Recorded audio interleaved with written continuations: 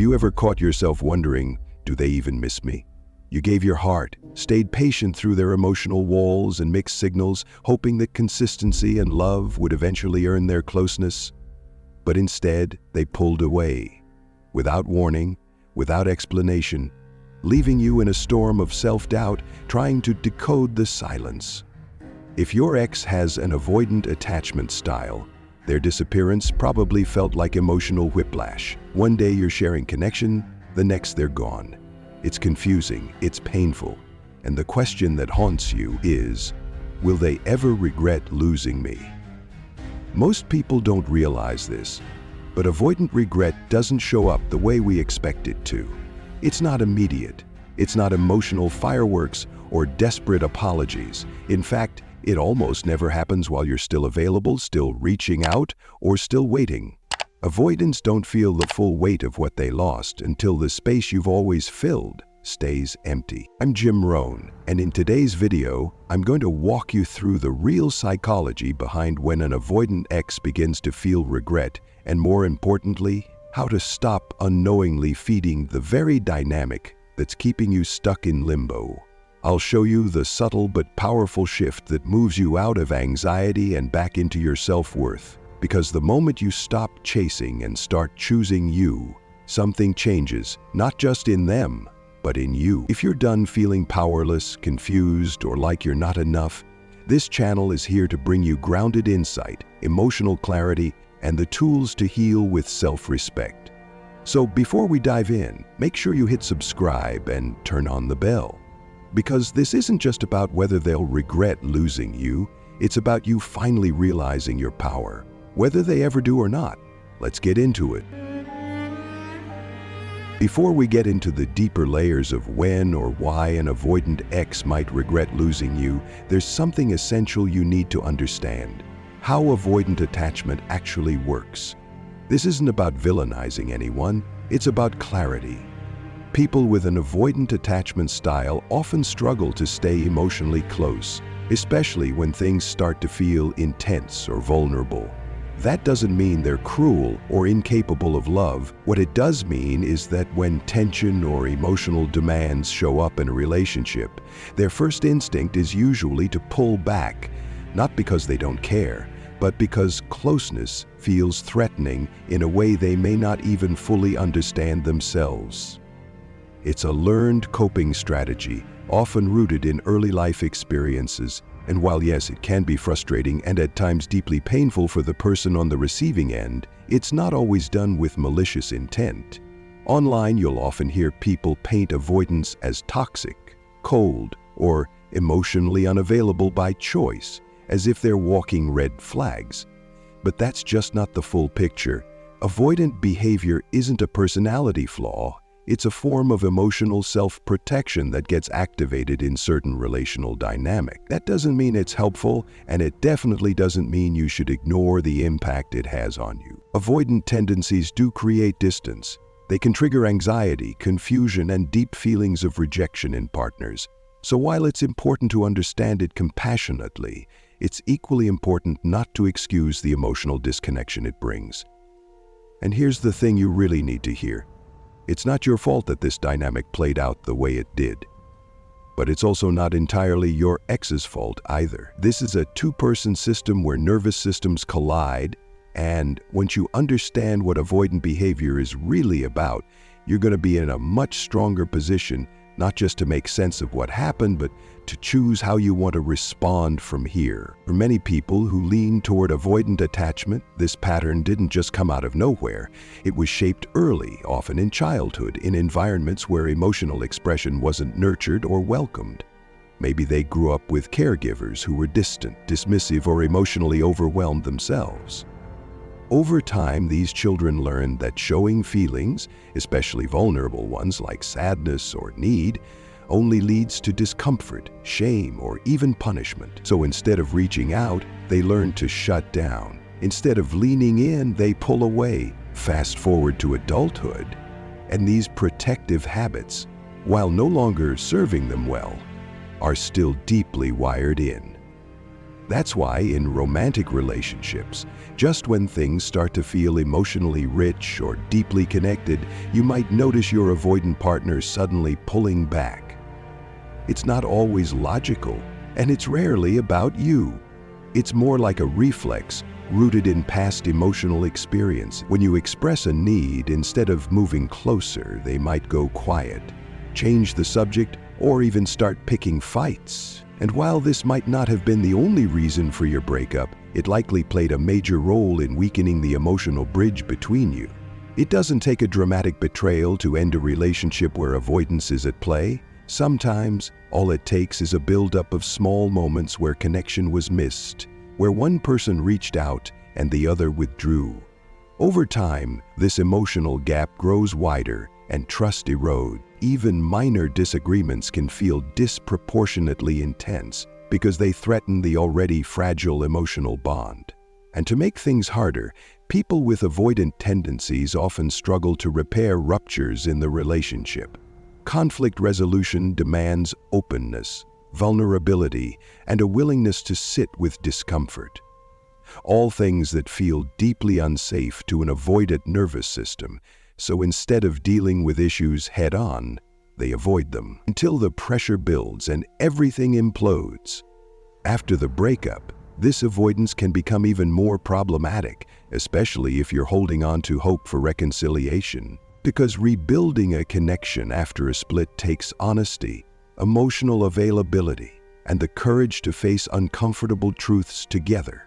And unfortunately, those are exactly the areas where someone with an avoidant style may resist or shut down. That's the dilemma. You want closeness, growth, and clarity, but the very things required to get there can feel overwhelming to them. It's not about blaming them, and it's not about blaming you either. It's about understanding the pattern so you can make an informed, self-respecting choice about what you need and whether this relationship as it stands can really meet that. One of the most difficult things to wrap your head around after a breakup with an avoidantly attached partner is how emotionally absent they may seem, even when things between you were once so connected. Because avoidants tend to shut down when overwhelmed, the breakup itself can feel like an escape hatch to them, not necessarily because they don't care, but because confrontation, emotion, and unresolved tension feel too heavy to carry, and that's where it gets confusing. From your side, it might look like they've moved on overnight, like you never mattered, but what's really happening is often much more complex. You see, many avoidant people love far more deeply than they let on. They just have a very limited capacity to show it. Their love lives inside them quietly, often never making it to the surface, especially when the relationship ends. They can carry lingering feelings for you, strong ones, without ever reaching out or revealing them, especially if doing so would mean reopening the vulnerability that terrifies them. And no matter how real that love might be, the fear of emotional exposure can still overpower it. That's the tragic loop many avoidants live in, not just with you, but often throughout their romantic history. It's the same cycle repeating. They meet someone who truly touches them, they start to open up, feel that rare spark of connection, and then it gets too real. Intimacy starts to feel like pressure or worse, a threat. So they pull back, they resist closeness, they avoid making promises, they delay commitment or dismiss your emotional needs. And before they know it, the bond they secretly valued has crumbled because they didn't have the tools to hold it.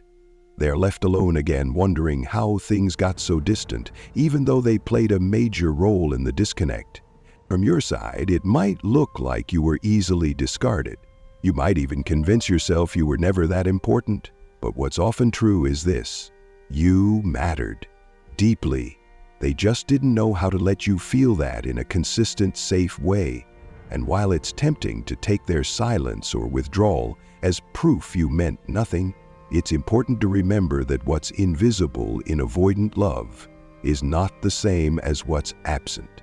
They often feel more than they show, and while they may try to ignore the pattern, many of them eventually recognize it, even if they don't admit it out loud. That recognition might not come quickly, but it often comes, especially when they lose someone who made them feel safe enough to get close in the first place. As much as it hurts you to feel pushed away, what most people don't realize is this: avoidant partners often carry even more internal turmoil than they show. They're not cold, they're conflicted. Deep down, many of them know they've sabotaged something meaningful, and they feel it in a way they rarely admit. That guilt, that buried awareness that they damaged a relationship they actually cared about, doesn't just disappear, it lingers. But instead of leaning into that discomfort and owning it, which would require vulnerability and repair, they do what they've always done when emotions become too overwhelming. They shut it down. They avoid the feeling. And unfortunately, that means avoiding you too. The more they sense your warmth, your openness, your willingness to reconnect, the more intense their inner conflict becomes. Because while part of them might want that closeness again, another part feels deeply unworthy of it. They might think, how could this person still want me after the way I pulled away? And ironically, your forgiveness or continued affection can make them feel even worse, not because you're doing anything wrong, but because your grace magnifies the shame they're already carrying. So instead of leaning toward you, they retreat further, convinced they've become the villain in a story they never meant to write. And that's likely where you are now, feeling confused, rejected, maybe even questioning your worth. But this isn't about your worth, it's about their emotional pattern. They push away what matters most when it starts to feel too big to handle.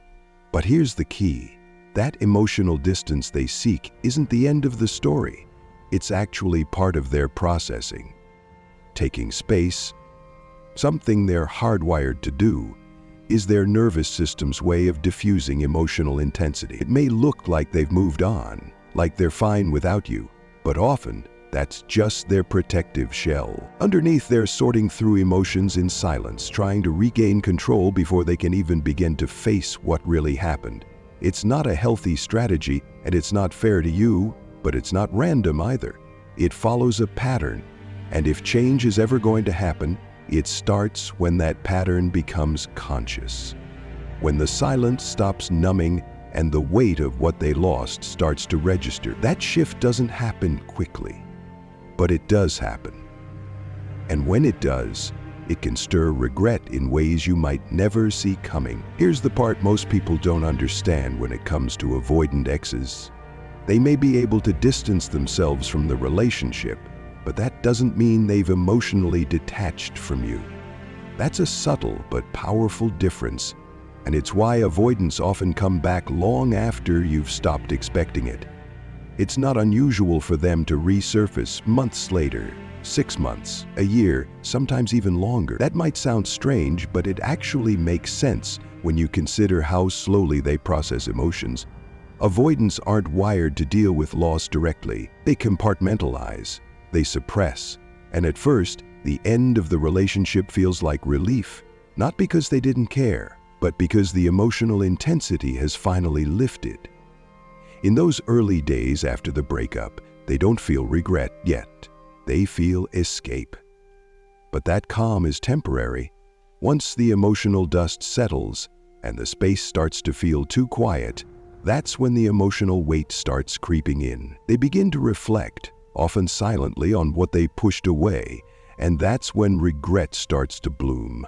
But, and this is critical, that regret doesn't fully land if they still believe you're within reach. If you're texting them, checking in, showing up in their feed or their inbox, you may think you're showing love, but from their point of view, it confirms they haven't actually lost you. And if they don't feel the absence, they won't feel the consequences of their choice. That's why emotional distance, not punishment, not manipulation, but genuine detachment, is so necessary for them to wake up to what's been lost. It's not about playing games. It's about giving reality a chance to speak louder than your words ever could. But here's what usually happens instead. The breakup stings, so you reach back out, kindly, maybe even casually, hoping to repair things. You're trying to reconnect, to soften the blow. But if they're still in avoidance mode, your outreach feels overwhelming. It reminds them of what they're not ready to face. Your messages, no matter how well-intentioned, feel like pressure. And that pressure triggers more avoidance. So the more you reach, the more they retreat. Not because they don't care, but because they can't yet deal with what your presence stirs up in them: guilt, fear, sadness, shame. And here's the paradox. The more lovingly you pursue them, the more you unintentionally confirm their fear that they're hurting you, which makes them pull back even harder. That's why chasing never works with avoidance. It doesn't bring them closer, it pushes them further into the very pattern that ended the relationship in the first place. But there is another way, one rooted in self-respect, emotional maturity, and understanding what they're truly communicating through silence. When you stop trying to change their response and start honoring their need for space, something shifts. And in that silence, they finally have room to feel what they've lost. When you're heartbroken and still emotionally connected to an ex, especially one with avoidant tendencies, the instinct to stay warm, open, and available can feel like the loving thing to do. But with avoidance, that instinct often backfires. What actually creates change isn't your closeness, it's your absence. And I know that can feel completely counterintuitive. Pulling back might feel like you're giving up, like you're letting go of the possibility of getting them back. But here's the paradox. It's often in the moment you stop showing up that your ex starts waking up. That emotional space you create isn't rejection, it's reality setting in. It's the space where they finally have to sit with the impact of their choices. When you're no longer the one holding the door open, reaching out, or offering kindness on a silver platter, they begin to feel the weight of what they've lost. It's only then that the silence speaks louder than words, and they begin to notice that you're not just quietly waiting in the background anymore. You're moving forward, and that shift, it's powerful. It pierces the fog of avoidance, because now there's no distraction from the post-breakup emotions they've been trying to suppress. With you no longer in their line of sight, they're left alone with the discomfort they've been trying to outrun. And eventually they start connecting the dots. They see that the problem wasn't your love, your care, or your presence. It was their pattern of pushing people away when things got hard. And when that realization lands, it can be a turning point. But for that to happen, you have to stop interrupting the process. You have to stop managing their emotional discomfort by softening the edges of the breakup. This is where the no contact rule becomes more than a strategy. It becomes a boundary. It's not about being cold or punishing them. It's about giving yourself space to heal and giving them space to feel. No texting, no checking in, no friendly updates, no subtle attempts to remind them you're still around. Just quiet. Just dignity. Just the strength to let the silence do what your words no longer can. Because sometimes, the most loving thing you can do for both of you is to step away long enough for clarity to finally come through. So if you've been wondering when or if your avoidant ex will regret losing you, remember this. Regret doesn't come when you chase, explain, or prove your worth. It comes when your absence speaks louder than your presence ever could. Avoidant partners may take longer to process their emotions, but that doesn't mean they're unaffected. In fact, stepping back often becomes the catalyst for the clarity they've been avoiding. Your power isn't in waiting, it's in reclaiming your energy, setting boundaries, and letting them feel the reality of life without you. That's when the shift happens, and whether or not they come back, you'll have already started returning home to yourself. Thank you so much for spending this time with me. I truly appreciate you being here. If this video gave you clarity or helped you feel a little less alone, I'd love to hear your thoughts in the comments below. What part resonated most with your journey? And if you haven't already, make sure to hit subscribe and tap the bell so you don't miss future videos like this. Because healing is not about going backward, it's about moving forward with your head high and your heart intact. You deserve love that doesn't run from connection, and I'm here to help you find your way there.